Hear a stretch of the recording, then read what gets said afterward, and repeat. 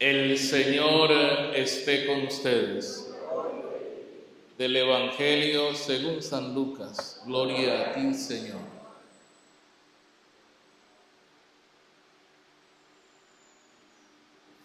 En aquel tiempo Jesús dijo esta parábola sobre algunos que se tenían por justos y despreciaban a los demás. Dos hombres subieron al templo para orar. Uno era fariseo y el otro publicano. El fariseo, erguido, oraba en su interior: Dios mío, te doy gracias porque no soy como los demás hombres, ladrones, injustos y adúlteros. Tampoco soy como ese publicano.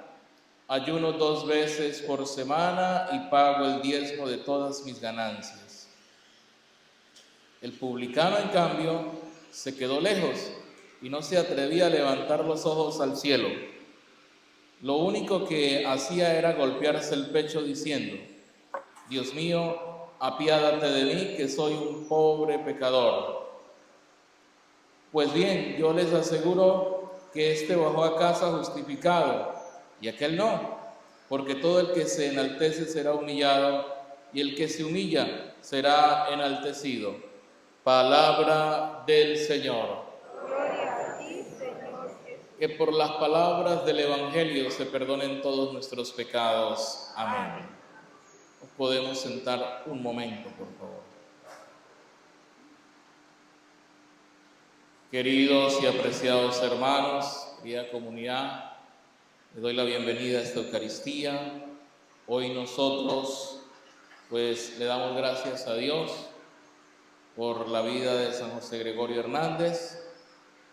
Hoy es la fiesta de él y por eso pedimos su intersección por todos y cada uno de nosotros, por la Iglesia, para que también a la imagen de Cristo misericordioso, Cristo buen pastor, sigamos practicando la santidad que Él tanto nos pide por medio de la palabra, por medio del Evangelio.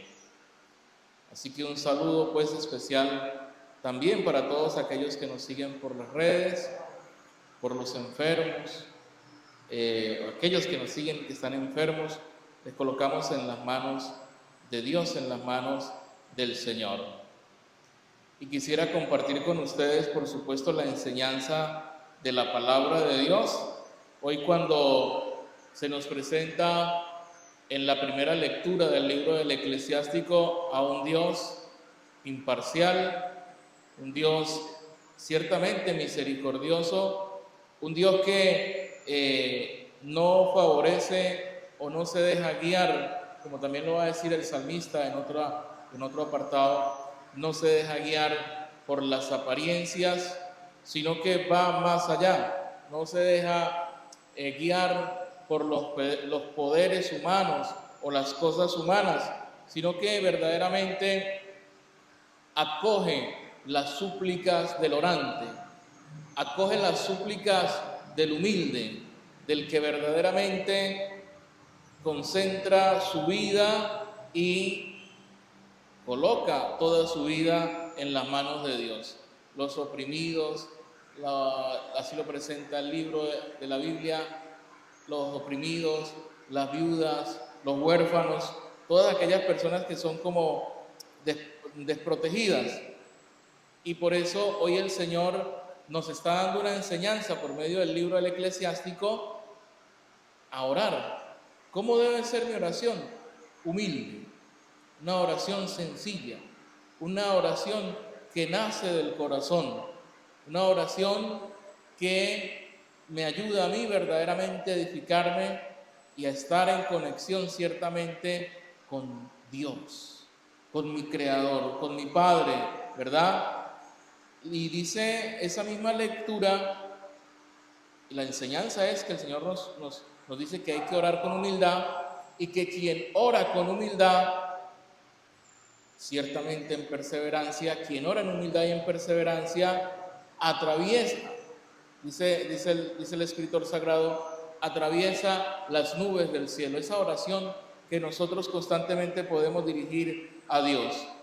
Nosotros ciertamente vivimos en un mundo donde, como lo decíamos ayer, tratan de hacernos creer que son más importantes los títulos, son más importantes otras cosas, ¿verdad? El poder económico, el poder humano, social.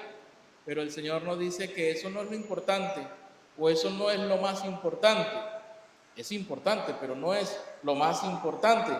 Lo más importante verdaderamente es que Dios no es impresionable.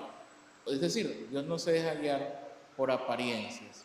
Dios no se deja guiar por apariencias y por esos signos exteriores, sino por lo que hay verdaderamente en nuestro corazón, con una actitud sencilla, de humildad, de corazón, que también pueda contagiar a otras personas que están a mi alrededor. Es decir, que yo como una persona de oración también puedo, no por apariencias, sino desde el corazón, puedo ayudar a que esas otras personas puede ser, se conviertan o también hagan una oración humilde y sencilla de corazón.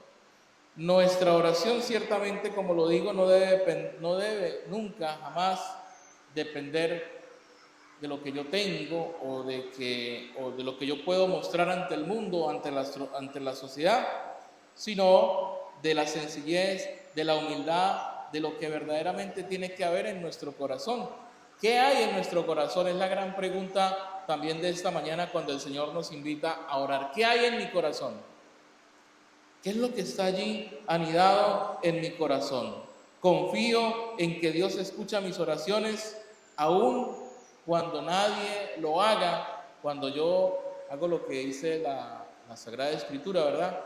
Cuando ores, entra en tu habitación, cierra la puerta y ora en secreto, y tu Padre que está allí en secreto escuchará tu oración. Aunque nadie la escuche, Dios sí la va a escuchar.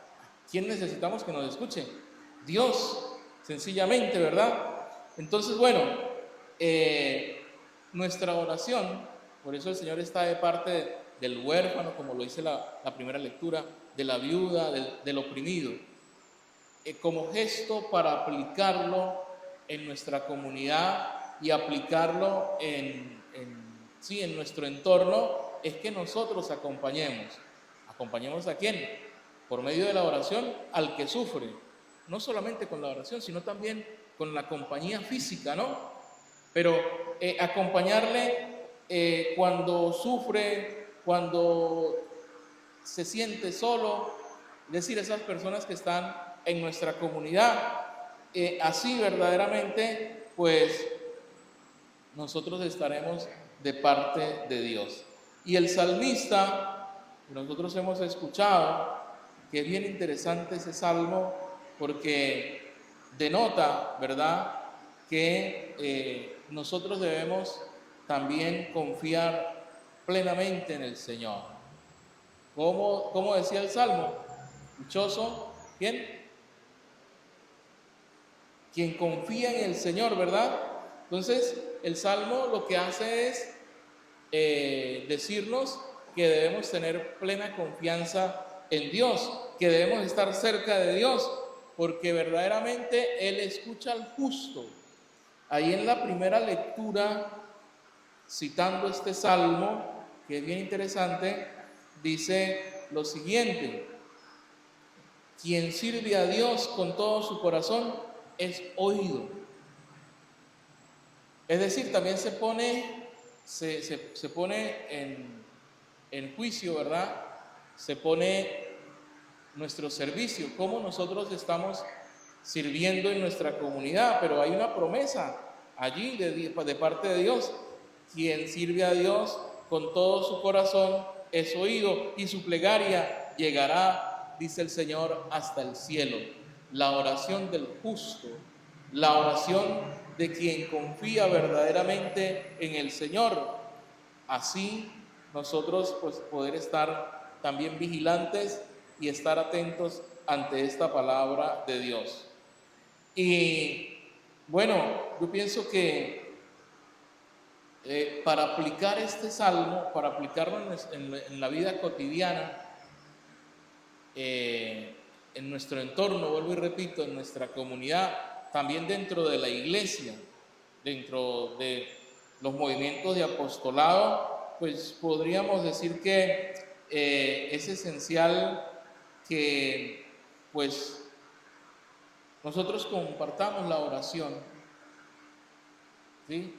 Así como hacemos la oración solos, pues hagamos la oración también comunitariamente. Recitar, cantar, alabar, bendecir. Sé que hay momentos para eso, pero también dentro de nuestra comunidad lo podemos hacer y especialmente realizar esta oración de confianza, porque es así en los momentos de prueba, en los momentos de dolor o en los momentos de turbulencia, como decimos nosotros, en las pruebas. Siempre aplicar o tener en cuenta este salmo. Y bueno, también lo comentábamos, está el apóstol Pablo. El apóstol Pablo que nos habla de su vida o nos habla ya de cómo dice que ha hecho la obra o que ha terminado ya su tarea, digámoslo, de responderle a Cristo, ¿verdad? San Pablo, ¿qué sucede en el contexto? San Pablo está cercano a la muerte, ya como que le está llegando la hora, ve su vida como un sacrificio, o sea, su vida ofrecida a Dios por todo lo que ha tenido que pasar. Lo comenta él mismo. He estado en tribunales por la causa de Cristo, nadie me ha defendido, pero también está y ve y reconoce la mano del Señor en él. Estuve en las fauces del león, en la boca del león, pero el Señor me liberó, así dice la carta del apóstol Pablo. Entonces, pues nosotros también pudiéramos decir, ojalá que al final de nuestros días pudiéramos decir que nuestra vida ha sido ofrecida a Dios como un sacrificio, claro que sí. Dice y utiliza estas palabras el apóstol Pablo: he luchado con constancia, con perseverancia, sin perder la paciencia, guardando la fe a pesar de todas esas pruebas. Pablo, ustedes saben todo lo que pasó, lo que vivió, y fue probado como el oro en el crisol, ¿no? Como el oro al fuego ardiente, y a pesar de eso nunca bajó la cabeza, siempre guardó la fe, corriendo hasta la meta, cumpliendo lo que tenía que cumplirle a Dios. Así que, ¿qué es lo que al final de todo esto él espera? La corona merecida. ¿Qué es lo que él espera? Como dice la lectura, casi finalizando, el reino celestial. Entonces, bueno, así es nuestra vida. Es un combate contra las cosas del enemigo, es un combate contra las cosas del mundo. Y ojalá que nosotros al final del día, no les voy a decir al final de nuestra vida, porque no sabemos cuándo nos vamos a morir, pero ojalá diariamente, al finalizar el día, usted pueda decir: he luchado bien mi combate, porque he vencido. Así es la vida en torno a lo que es la vida espiritual. O sea, una vida espiritual sin esfuerzo pues no es vida espiritual, pero ciertamente que nosotros tenemos una meta y debemos siempre vivirla. Así que preguntémonos, como el apóstol Pablo o como los que estuvieron allí: ¿cómo vivo mi carrera diaria, mi carrera en el mundo? ¿Cómo vivo eso, verdad? Mi vida cristiana en fidelidad diaria. ¿En qué momento siento abandono, como lo sintió el mismo apóstol? Porque dijo: en el tribunal nadie me ayudó. ¿En qué momento pues yo siento abandono? ¿Y cómo percibo la presencia de Dios en esos momentos también, verdad? Cuando no solamente pensarlo en un abandono físico, sino en un abandono también, cómo yo me abandono, me entrego totalmente en las manos de Dios, en la presencia de Dios.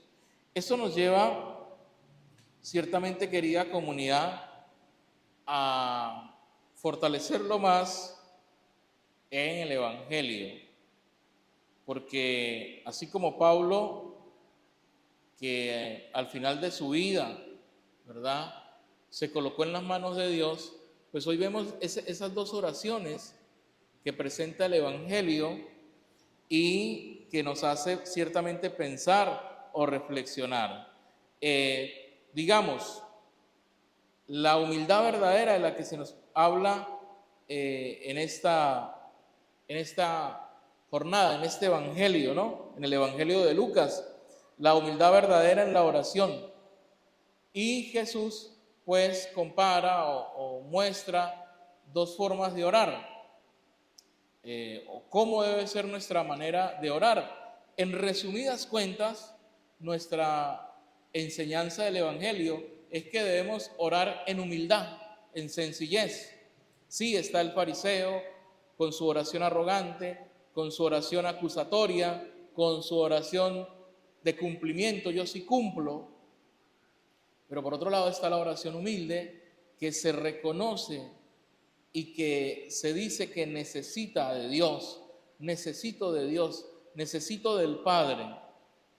Publicano que no se atreve ni siquiera a levantar la cabeza y pide perdón porque sabe que ha fallado, pide perdón porque sabe que está fallando y lo que dice es: Padre, he pecado contra ti. Está pidiendo perdón. Y una invitación en esta Eucaristía es a que nosotros también pidamos el perdón y la misericordia de Dios y que recordemos que aquel que se justifica a sí mismo pues será humillado, es lo que dice la palabra. Pero aquel que se humilla, que reconoce la necesidad de Dios, pues será enaltecido. Así lo dice la palabra, porque todo el que se enaltece será humillado y el que se humilla será enaltecido. Pidámosle a Dios que nuestra oración sea con mucha confianza, sencilla y humilde de corazón, para que pueda llegar siempre al cielo, a sus oídos. Amén. Creo en Dios Padre Todopoderoso, Creador del cielo y de la tierra. Creo en Jesucristo, su único Hijo, nuestro Señor, que fue concebido por obra y gracia del Espíritu Santo. Nació de Santa María, siempre Virgen, padeció bajo el poder de Poncio Pilato, fue crucificado, muerto y sepultado, descendió a los infiernos, al tercer día resucitó, subió a los cielos y está sentado a la derecha de Dios Padre Todopoderoso. Desde allí ha de venir a juzgar vivos y muertos. Creo en el Espíritu Santo, la Santa Iglesia Católica, la comunión de los santos, el perdón de los pecados, la resurrección de la carne y la vida eterna. Amén.